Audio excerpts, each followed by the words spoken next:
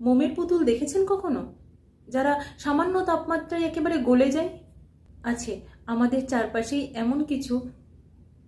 এরা বাপের বাড়িতে রাজরানীর ট্রিটমেন্ট পায় আর শ্বশুর বাড়িতেও মোটামুটি তাই। মানছি, বাবা মায়েরা রাজকন্যার মতো করেই তার সন্তানদের বড় করেন। তা বলে একটু বদল নিজের মধ্যে বিয়ের পরেও আনবো না? শ্বশুরবাড়িতে যাওয়ার পর এটা পারি না, ওটা পারি না, সেটা পারি না, জল ঘাঁটতে গেলে হাঁচি পড়ে, রোদের মধ্যে তাপের মধ্যে গেলে জ্বর চলে আসে, অসুস্থ হয়ে পড়ি। এ কেমন কথা?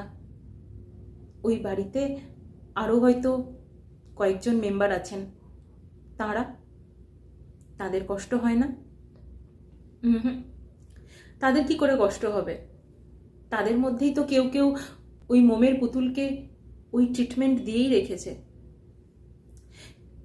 বাকি বউরা কাজ করে মরুক, তারা তো পরিশ্রম করতে পারে, তারা পরিশ্রমী। ও পারে না। ওর হাঁচি হলে, কাশি হলে, সামান্য জ্বরে হাত ব্যথা, পা ব্যথা, মাথা ব্যথা, ডাক্তার সবসময় হাজির। এই মোমের পুতুল মতো ট্রিটমেন্টটা পাবে বলেই না আমার মনে হয় এরা নিজেদের এই ধরনের একটা ইমেজ বানিয়ে রাখে। আমরা যারা পরিশ্রমী তাদের মানুষ ভাবে এদের তো কিছু হয় না।